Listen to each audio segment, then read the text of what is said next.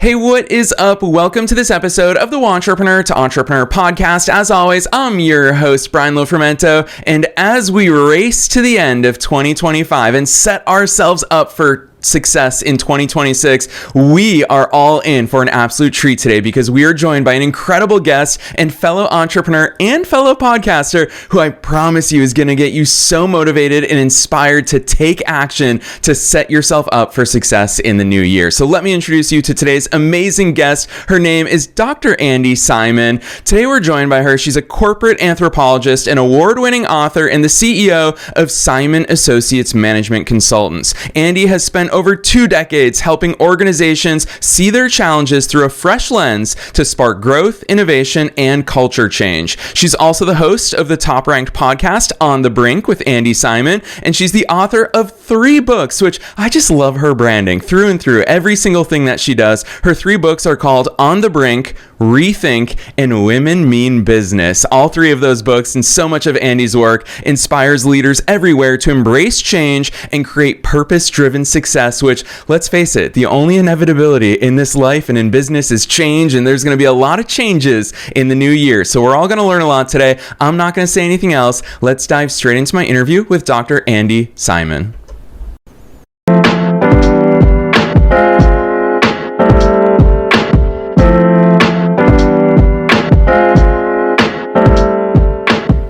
All right, Andi, I am so very excited that you're here with us today. First things first, welcome to the show. It's a pleasure to be here. It really is an honor to join such a great podcaster, and I am truly in awe of all the work that you do. So thanks so much for having me. Thank you so much for the kind words. And podcaster to podcaster, I always say, we've got to listen to the people inside the arena because, Andi, you know firsthand how much work goes into all this stuff. But I'm excited to fully put the spotlight on you today for you to take us beyond the bio. Who's Andi? How'd you start doing all these cool things?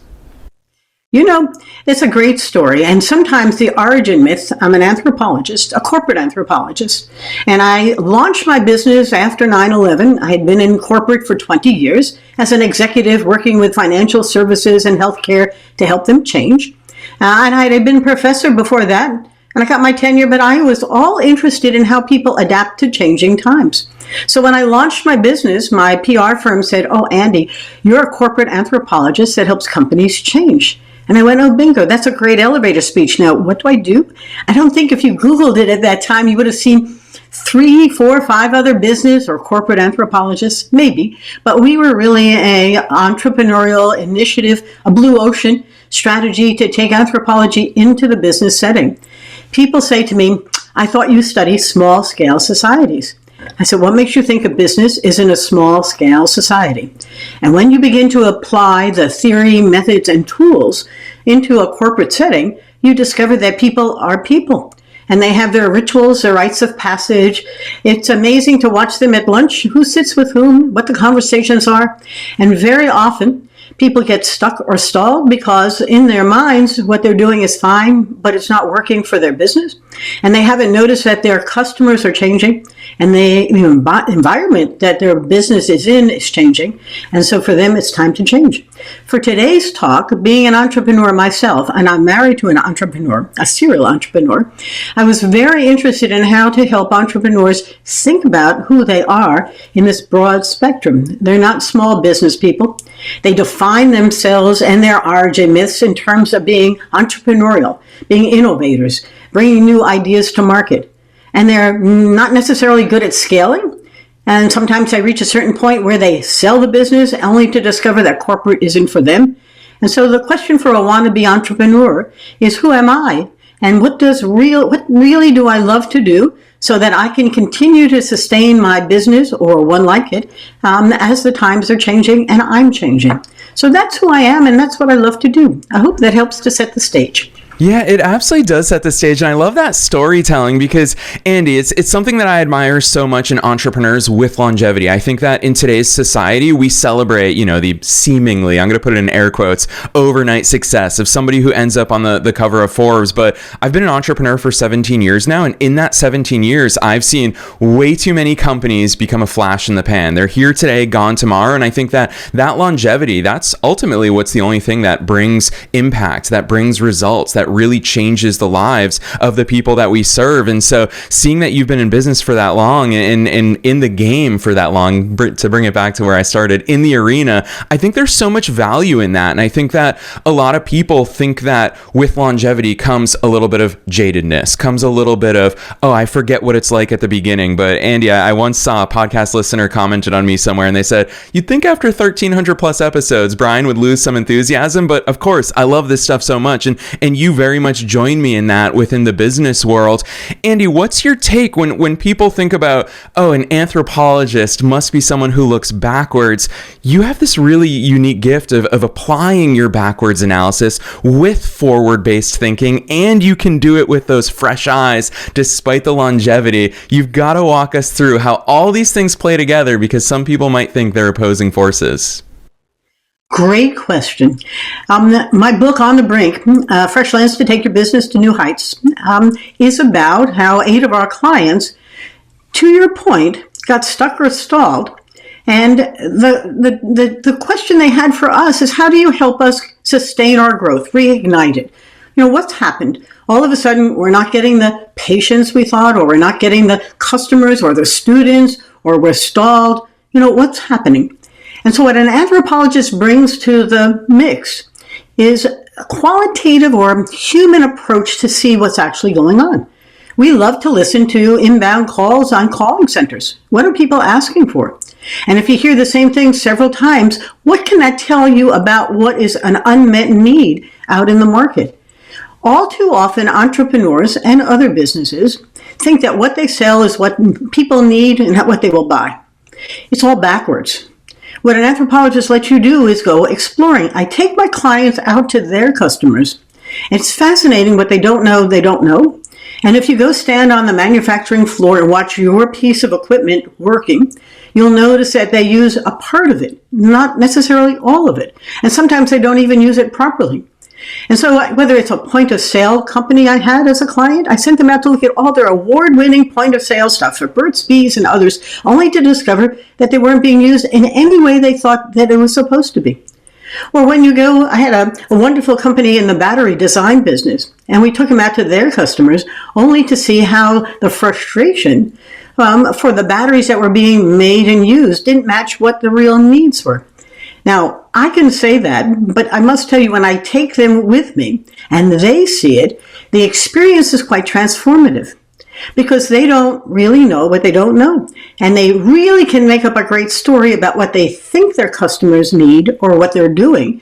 And that's great. And that may start the business and launch it. But you have to sustain it with a customer who aligns with you. And I really do think you should think of them as collaborators or as partners as opposed to buyers. Don't think of yourself as a vendor. Think of yourself as a solution provider, but you don't really know the problem until you go out and meet with folks. And that battery company I mentioned, my favorite story was that people kept coming to them for rechargeable batteries. And they kept saying, well, we don't do that. I said, but the whole world's moving to rechargeables. I said, but we don't do that. I said, but that's where your customers are going, and they're going to find someone who does do it. Why is it so hard to see beyond the purpose of what your current business is and how that could be modified, not necessarily completely reinvented, and you only have a certain lifespan where your solutions are the right ones? These are particularly fast-changing times, and how agile or nimble you are requires you to be much more of a gamer than a certainty. And we like certainty, but that doesn't work well when things are changing. And so a little anthropology can help you begin to see things in a fresh way. And that doesn't mean you have an idea a minute. I once taught entrepreneurship at Washington University as a visiting professor. And the people I brought into them said, listen, this worked, that didn't, but I never failed. And another guy came in and said, listen, I have an idea a minute. If I don't have a strong operations person, a type A, to keep me in line, I can turn this place upside down. So entrepreneurs play a particular role in creating new, innovative, I call them sandboxes. They're not even thinking out of the box. They can see things that are unmet needs, and they fill it with a blue ocean of opportunity where they're creating some new way of solving a problem. Go for it. But don't lose the challenges that come with that perspective, and see it from two sides, inside and outside in, and then use a little exploring. What are the key things? Go participate. Go be your customer for a day. Undercover Boss was one of my favorite advertisements. You want to see what we do? Watch Undercover Boss. Go hang out. Go try and use your tools on site or whatever your solution is and see how it's actually done on the job there. And then whatever you do, listen to the stories. Try not to survey. I love data, but data can sometimes be corrupting because you only see in the data what you want to see. And data out of context has no meaning. Anthro 101. So for all of you who are listening, intuitively, you are an anthropologist at heart. You want to explore new unmet needs, and you really want to know how you can be the solution that others are not doing. So begin to think about this in a way that allows you outside-in thinking, and often spend a day in the life of your own employees. Listen to what they're talking about. Their salespeople often hear customers say, would you? Have you? I did a workshop in Chicago once, and a fellow from Ohio sent his sales manager to the workshop. It was on blue ocean strategy. I'm a blue ocean strategist. He told a great story. It's sort of a lesson to hear. They were out selling their product, a patented insulation for something, and the client was buying it. They were going to make their commission. But the client kept saying, what if? Could you? Have you thought about? Do you know who? And he ignored all the what ifs. And then he had the epiphany. And he went back to Ohio and created the what if sales process. It isn't what we make. It's what is it they need? And how do we become a solution for them? And so all of a sudden you open your mind to where growth is coming from and do what you're doing really well. But don't think of it as an end. It's a process of creative, a little bit of creation, sometimes destruction, but I don't particularly like the destruction part. I like the creative part. It gives you a way of adding value innovatively, blue ocean style.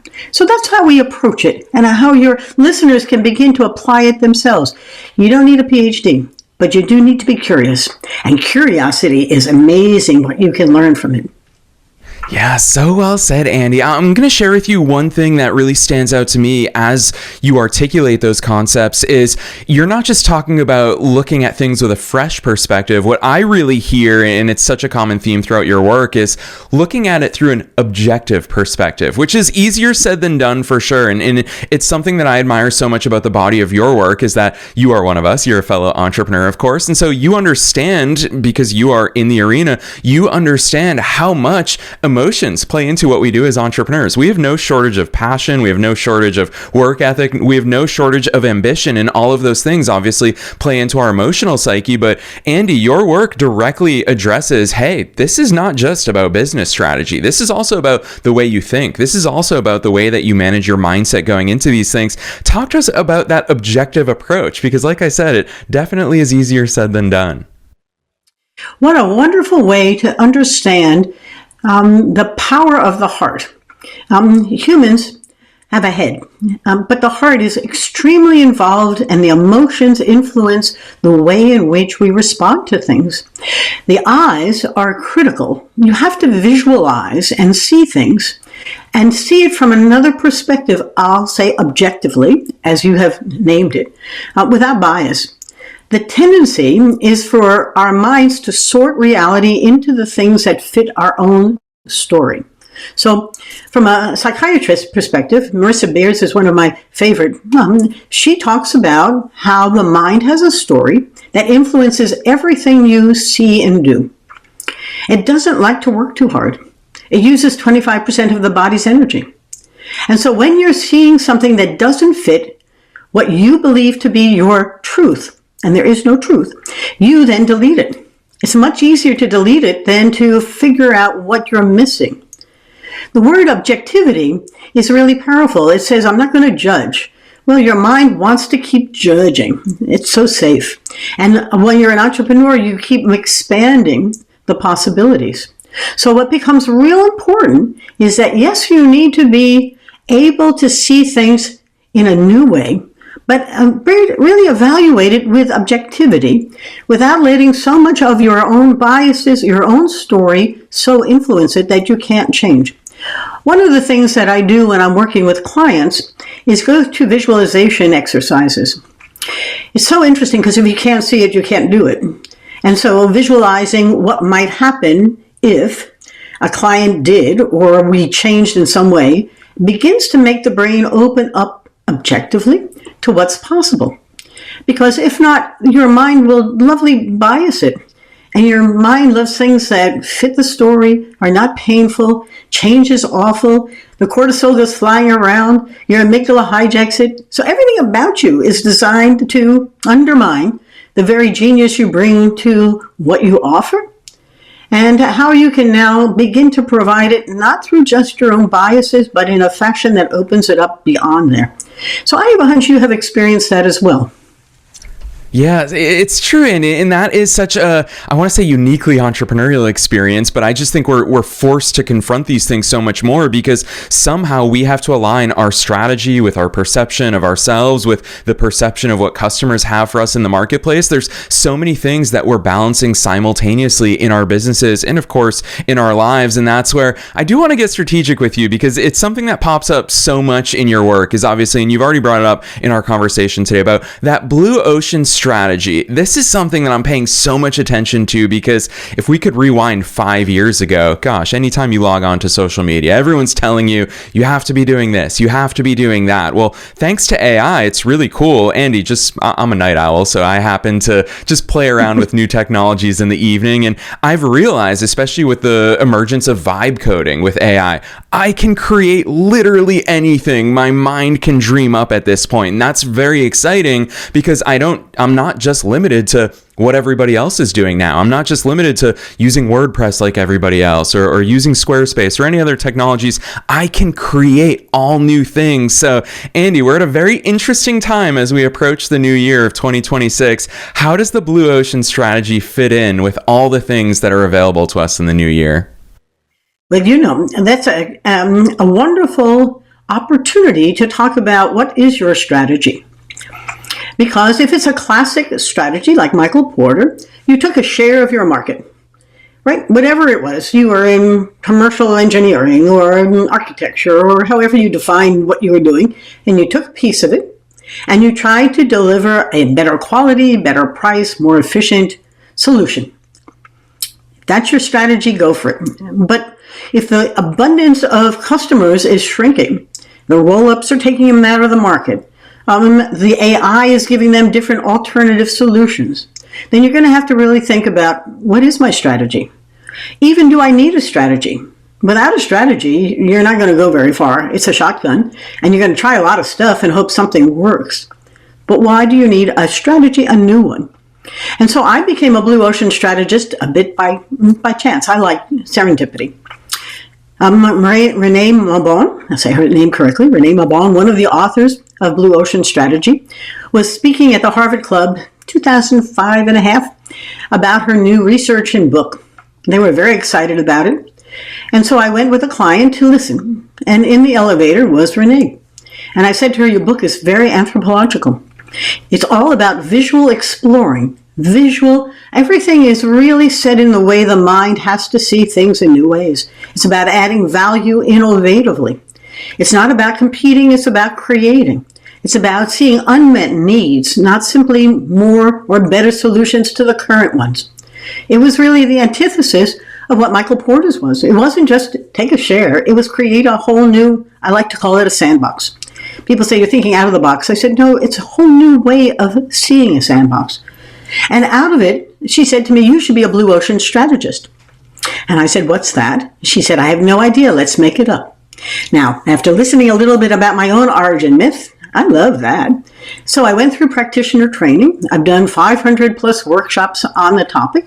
I've done it in India, in Mexico, in Canada, and in the US. And the whole point of both the workshop and the strategy is to help people understand that more of the same cheaper might have worked in the days before, but in today's world, with all the fourth industrial revolution, I don't care whether it's blockchain, it's AI, it's machine learning, the world you knew isn't the one that's coming.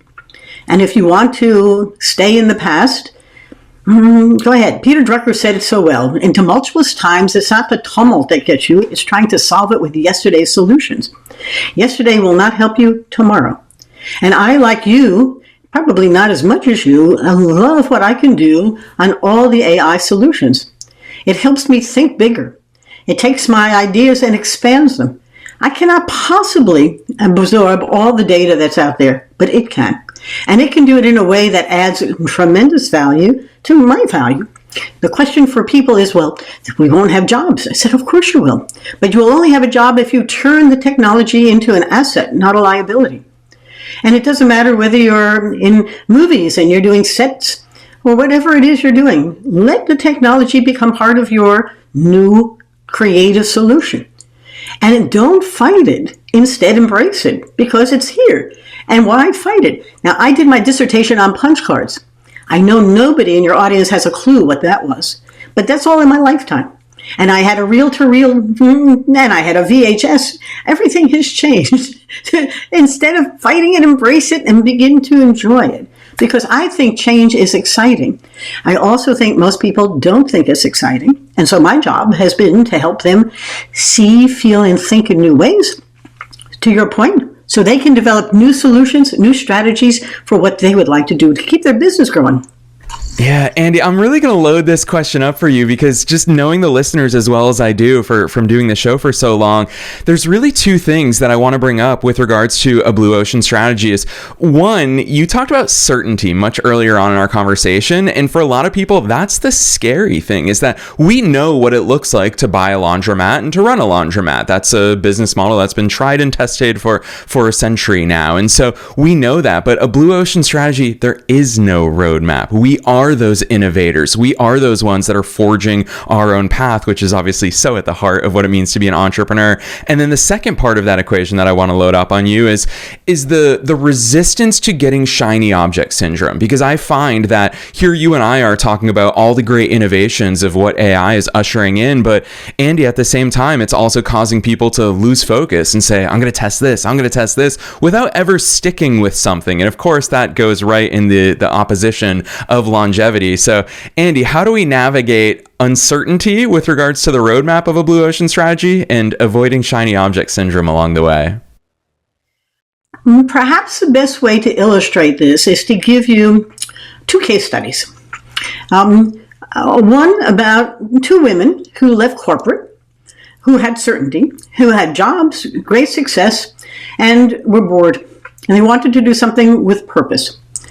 And bear with the illustration because it begins to help you understand what happens when there is no certainty. You're opening a new market space, but you can create a vision of that certainty that helps you get through it. But Danielle Finkelstein and Thyme Sullivan want to do something that was purposeful. So they began to develop, of all things, a sustainable period product for women. And period products for women had really not been innovated in a long time. And they put it on the shelf in the supermarket. And it was a red ocean. And without even calling it a blue ocean or a red ocean, they knew that more of the same cheaper was not a good strategy. Instead, they discovered that the real problem was distribution. And what did they create? They created a way of putting period products for free into women's bathroom facilities and opened up a whole new market space. Now, was there certainty? Is there certainty now? No, but they are growing like crazy because all of a sudden they saw a need and they began to visualize. They created solutions that are easy to install. People are absolutely excited about the things that they need that nobody paid attention to. And corporations, starting with Jamie Dimon, really saw that there was something they could add to make life for women in corporate easier, better. And the two of them have now created a whole new unicorn in every stall strategy that doesn't have certainty. I promise you, we are mentoring and they are not certain about anything. But they are clear, much more clear, about how to build a way to make life for women in business better. And the bigger purpose is about life for women in business better. And the solution is a unicorn in every stall. The second is my husband, who's a serial entrepreneur. And I've written about him, published about him, and I love sharing his story. But he knew that corporate wasn't for him. And he met a neighbor of ours who had developed an educational test, and he became the chief financial officer part-time. And my husband was working with this genius on this test and trying to get it into schools. It could really evaluate the degrees of reading power for an individual so they could get the right book to a child at the right level. And then his partner died. And my husband took over the company. And over a period of time from 93 to 2017, he grew the company into what became one of the largest in the educational testing business, the K through 12 summative assessment, in the U.S.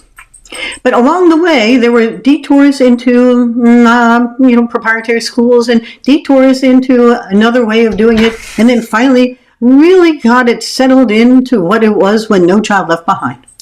So the markets changed, and he adapted and adapted and adapted, and finally sold it for a very nice return on investment. And I share that story with you because I live with a serial entrepreneur, and he would tell you at any time at 2 a.m. that there's no certainty, but you need to be certain that what you're doing now you can test, you can get the data and numbers, and data is not inconsequential because you don't know what you don't know until you look at the data with an open mind. And your point about being really open to it, because if you don't look at the data with an open mind, it'll bias it to what you want it to say, and data will do anything you like. So those are ways in which the lack of certainty can turn into opportunity, and curiosity can take you places that you really aren't ever sure of. And the couple of things I learned as an anthropologist early on is that there is no truth. The only truth is there's no truth. And so if you really think that this is true, go for it. But it could change tomorrow, and what you thought was real is not, and there's no reality. It's all what's in your mind. So it's really an exciting time. I love the changes coming. They're giving us great opportunities if you're curious and you want to explore. And I'm an explorer. So know your archetype too. Who are you? What do you like to do? I bet you like to explore like I do.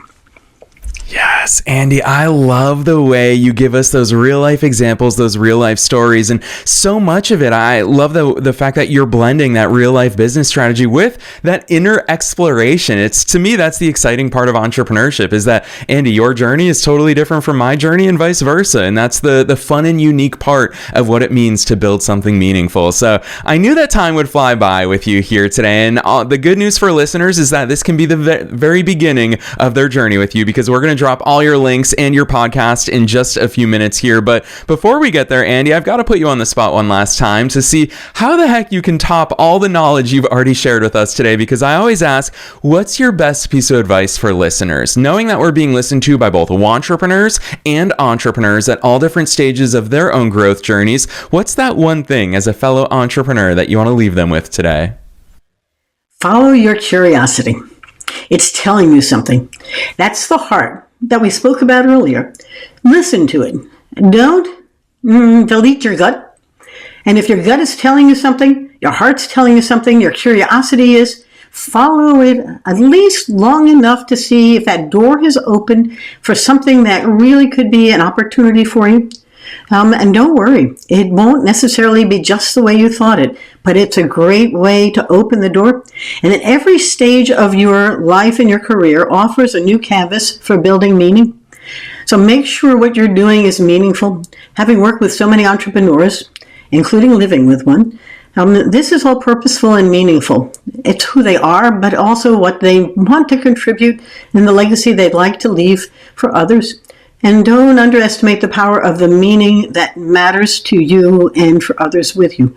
And this has been a wonderful time to share my thoughts, and I can't tell you how much I've appreciated it.